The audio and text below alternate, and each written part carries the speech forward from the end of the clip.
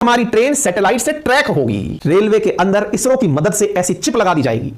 आपको जानकर गर्व होगा कि भारतीय रेलवे जो ट्रेन का आप ट्रेन ट्रैकिंग काम करते हैं, चेक करते हैं कि मेरी ट्रेन कहां पहुंची, उसके लिए कुछ अनोखा करने जा रही है भारतीय रेलवे। क्या करने जा रही है साहब? रेलवे ने हाल ही में इसरो के साथ टाई अप कर लिया है। बोले क्या अब हमारी ट्रेन सैटेलाइट से चलेगी? नहीं, अब हमारी ट्रेन सैटेलाइट से ट्रैक होगी। आपकी ट्रेन कहां है यह हमारे सैटेलाइट्स बताएंगे। आपके मोबाइल में हर 3 सेकंड में यह जानकारी अपडेट होगी कि आपकी ट्रेन कहां पहुंची। मेरे प्यारे साथियों, आने वाले कुछ ही दिनों के अंदर भारत के सभी रेल के इन लोकोमोटिव इंजन्स में रेलवे के अंदर इसरो की मदद से ऐसी चिप लगा दी जाएगी। ऑलरेडी 4000 से ज्यादा इंजन्स में वो चिप लगाई जा चुकी है, जो भारत के इसरो द्वारा स्थापित गगन सिस्टम, जो कि भारत का ही तैयार किया हुआ नाविक सिस्टम, जिसने भारत को दिशाएं देने के अंदर भारत का अपना बना हुआ जो जीपीएस जिसे आप कह सकते हैं, उससे कनेक्ट कर दिया है। अब आपको हर जानकारी इसरो की मदद से मोबाइल पर उपलब्ध होगी। जल्दी ही वो जानकारी आपके पास सुर्खियों के रूप में प्रकाशित होने वाली है। तो गवर्नमेंट पॉलिसीज के हिसाब से, साथ ही साथ में achievement of India in science and technology के माध्यम से यह खबर आपके लिए काफी काम की है। इंडियन रेलवे ने हाल ही में इसरो के साथ रियल टाइम ट्रेन ट्रैकिंग के लिए टाई अप किया है। यह द हिंदू की आप खबर 7 मार्च 2023 की देख रहे हैं। Indian railway tie ups with ISRO for real time tracking for LOT devices. News जबरदस्त है। तो real time train information system क्या है, कैसे फायदा होगा, इसरो का नेविगेशन सिस्टम पर किस तरह से उपयोग होगा, ये सारी जानकारियां आपको मिलेंगी। आप में से कुछ लोग कहेंगे ऑलरेडी भी तो पता चल ही जाता है। वो आपको ग्लोबल पोजीशनिंग सिस्टम जीपीएस के माध्यम से पता चलता है, जो अमेरिकी सिस्टम है। अब हमको और प्रिसीजन और एक्यूरेसी के साथ हमारे अपने सैटेलाइट सिस्टम के माध्यम से, जिसका नाम है नाविक, उसके माध्यम से आपको पता चलेगा। और तो और रेलवे एक ऐसा सुपर एप्लीकेशन बनाने जा रही है, जिस सुपर एप्लीकेशन के माध्यम से आपको एक ही एप्लीकेशन अपने मोबाइल में इंस्टॉल करना होगा। अभी क्या होता है, आप में से कुछ लोग रेलवे के ट्रेन की ट्रैकिंग के लिए अलग एप्लीकेशन मोबाइल में रखते हैं, टिकट बुकिंग के लिए अलग बुकिंग एप्लीकेशन रखते हैं। इतना ही नहीं, आपको अगर विंडो टिकट लेनी है उसके लिए भी आजकल एक एप्लीकेशन आ गया है, वो भी आप अपने पास अलग एप्लीकेशन में रखते हैं। इस तरह से कई तरह के एप्लीकेशन आप लोग रेलवे से संबंधित मोबाइल में यूज करते हैं।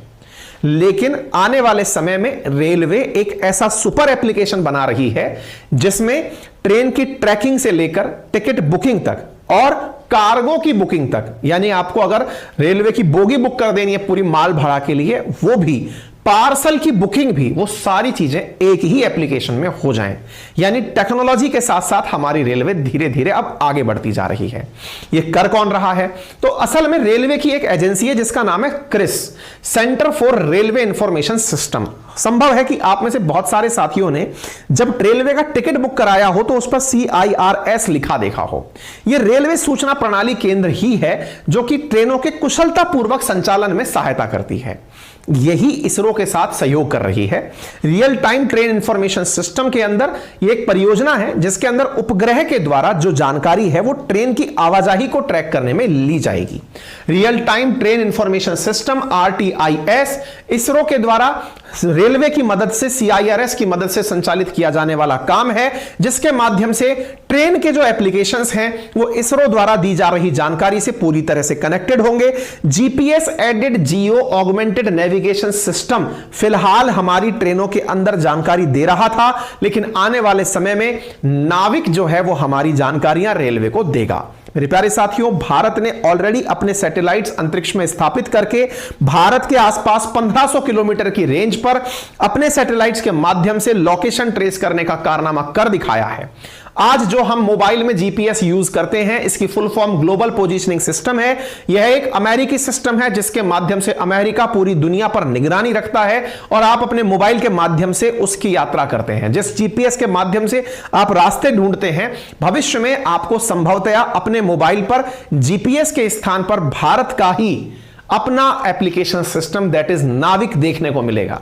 फिलहाल नाविक ऑगमेंटेड जितनी भी तैयारियां हैं वो रेलवे आपको देने की तैयारी कर रहा है। इसके लिए क्रिस जो कि 1986 में स्थापित हुआ था, रेलवे के अधीन बॉडी जो है वो सहयोग कर रही है इसरो के साथ मिलकर के। तो नेविगेशन विद इंडियन कॉन्स्टलेशन जो नाविक है और भुवन जो है वो आकर के इस तरह का कार्य करेगा। इससे फायदा क्या होगा? इससे संभावित सबसे बड़ी बात है कि ट्रैकिंग आसान हो जाएगी, आपको पूरी जानकारियां तुरंत तुरंत मिलने लगेंगी। अब ये इसरो का नाविक सिस्टम क्या है तो आप इधर देख लीजिए। असल में इसरो का नेविगेशन विद इंडियन कॉन्स्टलेशन जो है वो अपना एक मतलब regional satellite navigation system IRNSS द्वारा विकसित किया गया सिस्टम है, जिसके माध्यम से अंतरिक्ष में हमने ऐसे सैटेलाइट्स भेजे हुए हैं जो हमारे आसपास के क्षेत्र को पूरी तरह निगरानी करते हैं। ठीक है, इंडियन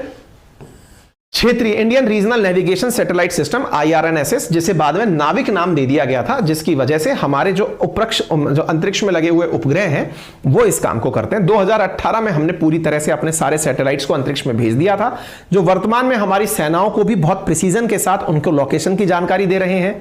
भविष्य में हमारे मोबाइल्स में, क्योंकि असल मायने में आपको याद हो तो नाविक को स्थापित करने की जो सबसे बड़ी वजह थी वो क्या थी कि हमारा जब कारगिल वॉर हुआ था ना, उस समय पर हमने जीपीएस की लोकेशन मांगी थी अमेरिका से कि अमेरिका वालों हमें यह बता दो अपने जीपीएस से देख करके कि दुश्मन कौन सी पहाड़ियों पर छिपकर बैठा हुआ है। तो उस समय उन्होंने हमें लोकेशन नहीं दी। उस समय अटल बिहारी वाजपेयी जी की सरकार हुआ करती थी। उन्होंने कहा कि यार ये तो हमारे साथ गुस्ताखी है, इतने दिन से हम तुम्हारा जीपीएस यूज कर रहे हैं, तुम्हारे सैटेलाइट्स की जानकारी यूज कर रहे हैं और तुम पाकिस्तान की हिमाकत कर गए, पाकिस्तान की तरफदारी कर गए। तो उस समय भारत ने निर्णय लिया कि अब हम अपना ही ग्लोबल पोजिशनिंग सिस्टम जैसा सिस्टम बनाएंगे और उसका नाम रखा हमने IRNSS। प्लानिंग के बाद इंप्लीमेंटेशन होते होते 2013 आ गया।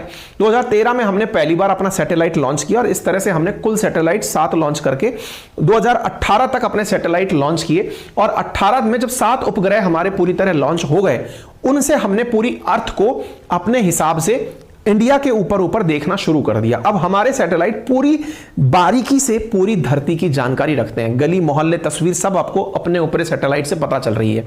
तो वो IRNSS जो है आने वाले समय में, अच्छा उसी का नाम बदलकर फिर नाविक कर दिया गया। अब वो जो नाविक है वो नाविक क्यों कर दिया गया? असल में हमने उसका उपयोग सबसे पहले अपने जो मछुआरे समुद्र के अंदर नाव लेके दूसरे देशों की सीमा में चले जाते हैं, जैसे पाकिस्तान की सीमा में, श्रीलंका की सीमा में, बांग्लादेश की सीमा में, उनको ऐसी डिवाइसेस दी गई नाविकों को कि आप अपने पास डिवाइस रखिए ताकि आपको पता चल जाए कि कहां तक अपना एरिया है समुद्र में और कहां तक दूसरे का एरिया है। इससे उपयोग उनको होने लगा तो नाविक नाम दे दिया। अब धीरे धीरे अब हम अपने इसको रेलवे में यूज कर रहे हैं, डिफेंस में यूज होना शुरू हो चुका है। अब धीरे धीरे वो इन जनरल आप और हमको भी यूज में होने लगेगा। यानी जो आज हमारे मोबाइल में जीपीएस लगा आता है उसकी जगह नाविक लगा आ जाएगा, तो वो और भी प्रिसीजन के साथ होने वाला लोकेशन ट्रैकिंग सिस्टम है। ठीक है, तो उम्मीद है कि आपको ये रियल टाइम ट्रैकिंग का जो काम है ये सुनने के बाद में बड़ी क्यूरियोसिटी पैदा हो रही होगी। अगर ऐसा है तो अपने सभी साथियों के साथ में इस जानकारी को साझा करें। चैनल पर नए हैं तो सब्सक्राइब करें। इस पर सवाल 2018 के अंदर यूपीएससी में भी पूछा जा चुका है, why the Indian regional navigation system is needed, how it helps the navigation. आप इसमें खूब सारा नॉलेज लिख सकते हैं। क्लियर हो गया साहब? इस जानकारी के बारे में अधिक जानकारी यह है कि ऑलरेडी हम में से 4000 ट्रेनों के अंदर लगाया जा चुका है। 15 महीने का टारगेट लिया गया है।